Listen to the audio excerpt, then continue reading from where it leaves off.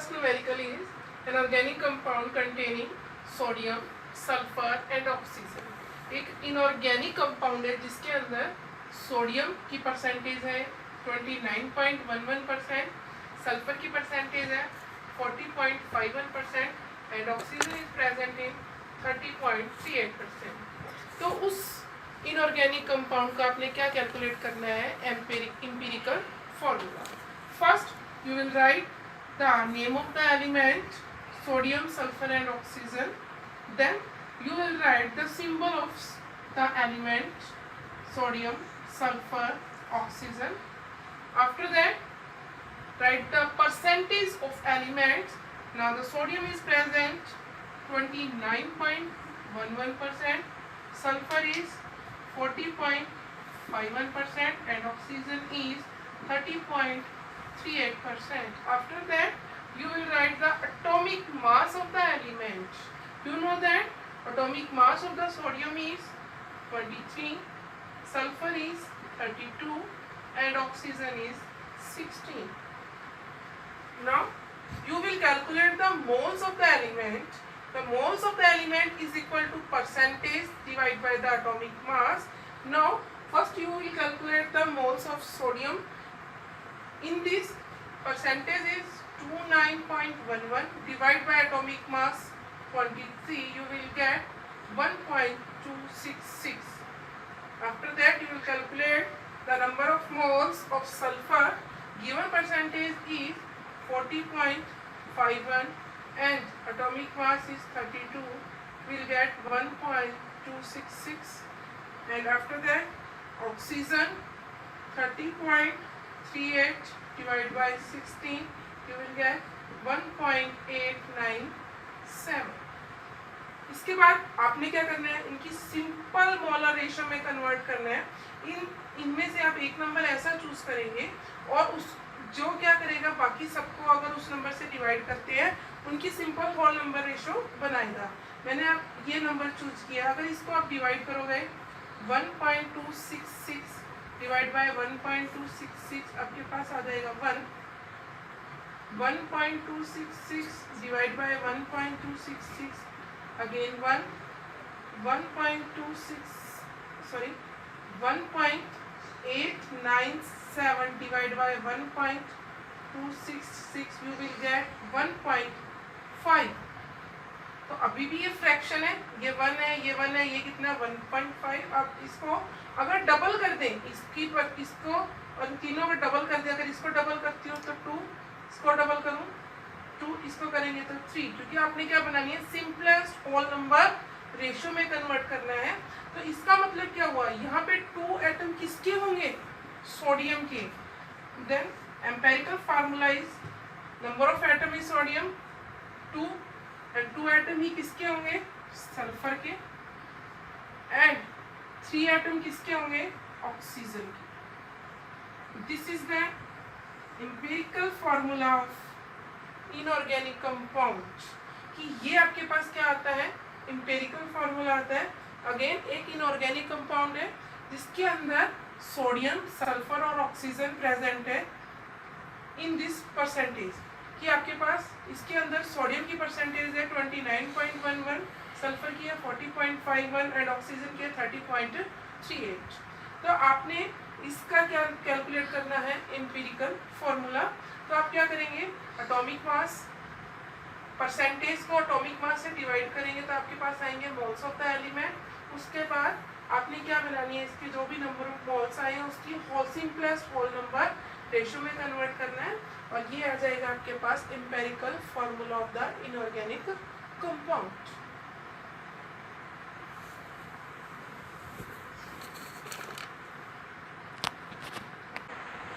Good morning student.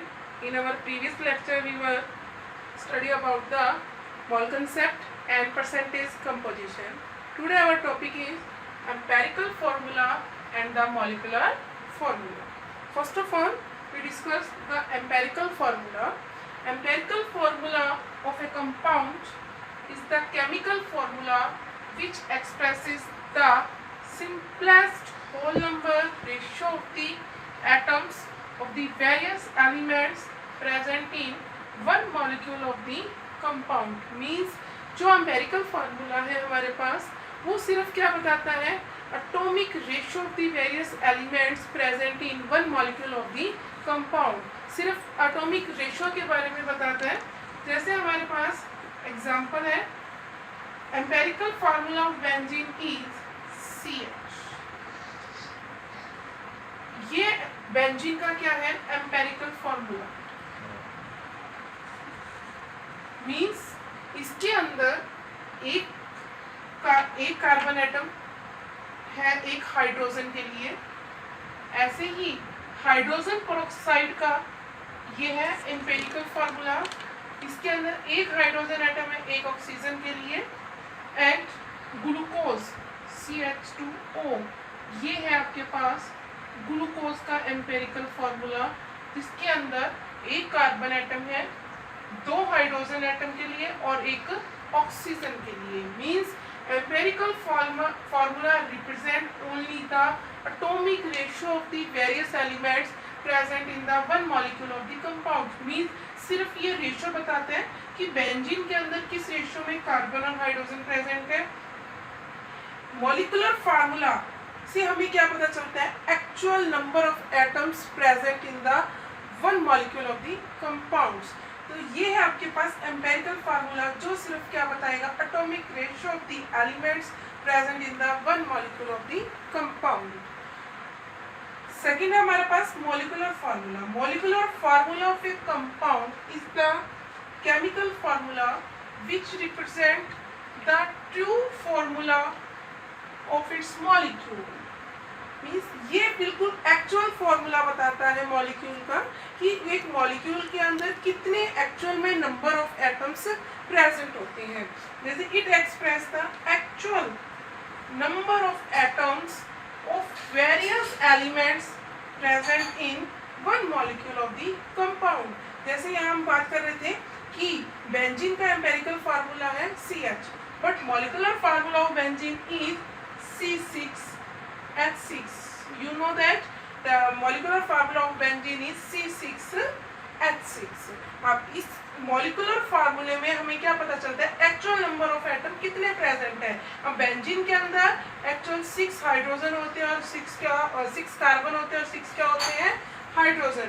जबकि हमें empirical फार्मूले में ये सब चीजें नहीं पता चलती, सिर्फ उसमें क्या पता चलता है, एटॉमिक रेशियो के बारे में पता चलता है। ऐसे ही हमारे पास हाइड्रोजन पेरोक्साइड का जो मॉलिक्यूलर फार्मूला है वो है H2O2, जबकि एम्पिरिकल फार्मूला है हाइड्रोजन पेरोक्साइड का HO। ऐसे ही बहुत सारे आपके पास एग्जांपल्स हैं जिसकी हेल्प से आप डिफरेंशिएट कर सकते हैं कि एम्पिरिकल फार्मूला क्या होता है और molecular formula. Again empirical formula only represent the atomic ratio of the elements present in the one mole of the compound, but the molecular formula represent the actual number of atoms कि एक molecule के अंदर कितने actual में number of atoms present है, वो हमें किससे पता चलता है, मॉलिक्यूलर फार्मूला से पता चलता है। अब आपके पास एक कंसेप्ट आता है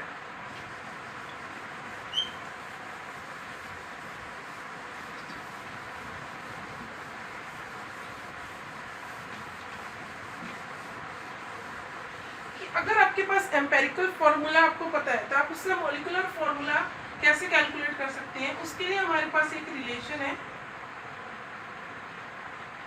molecular formula is equal to n into empirical formula. n यहाँ पे कोई भी इंटीजर हो सकता है, 1 2 3 कुछ भी हो सकता है। और n की वैल्यू कैलकुलेट करने के लिए हमारे पास एक और रिलेशन है, n is equal to molecular mass divide by empirical formula मास।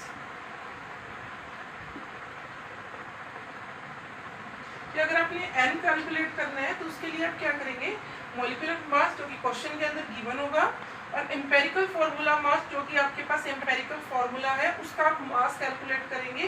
जितने भी उसके एटॉमिक मास को आप ऐड कर देंगे। Now molecular mass for the volatile compound, अगर वॉलेटाइल कंपाउंड का आपने मॉलिक्यूलर मास कैलकुलेट करना है तो उसका आप ये रिलेशन यूज कर सकते हैं 2 में vapour density.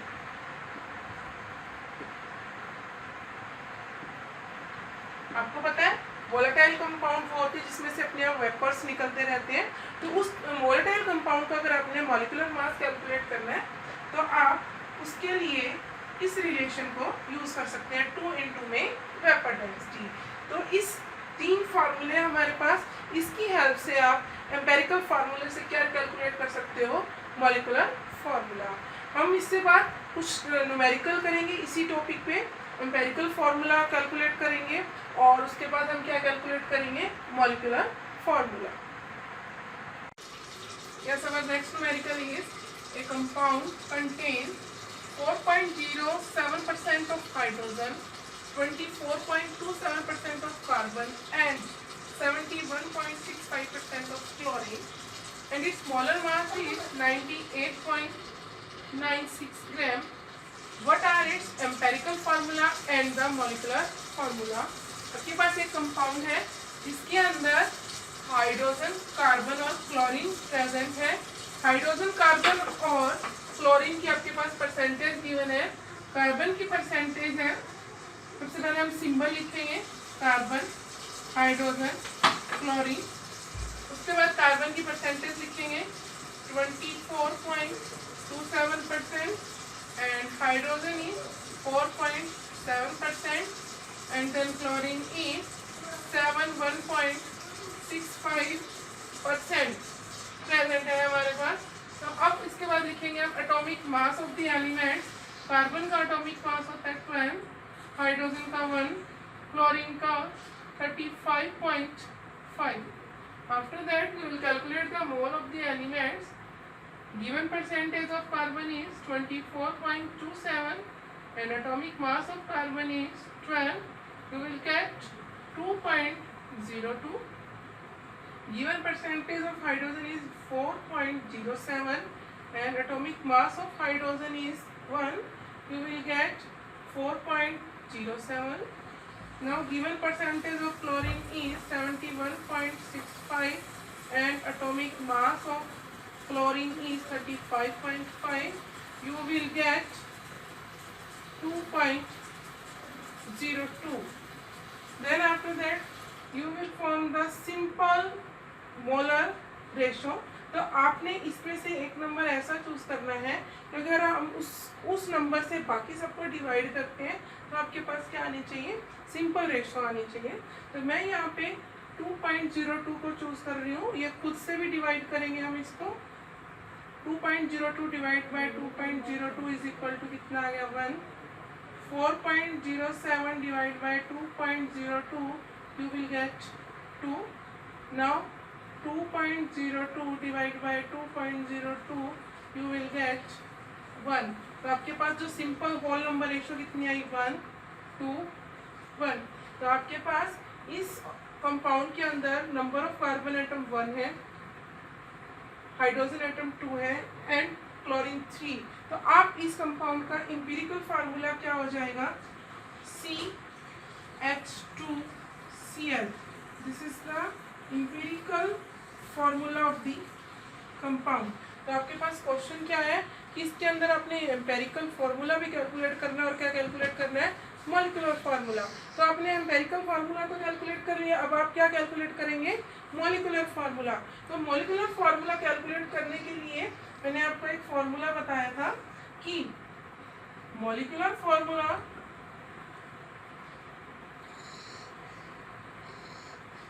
Is equal to n into में empirical formula.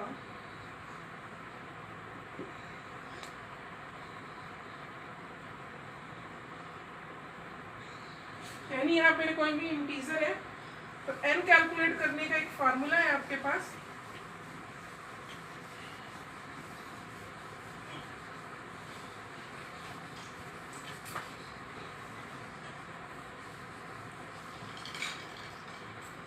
n is equal to molecular mass divide by empirical formula मास। तो सबसे पहले आपके पास एम्पेरिकल फॉर्मूला मास कैलकुलेट करेंगे। हमारे पास जो एम्पेरिकल फॉर्मूला है वो आया CH2Cl।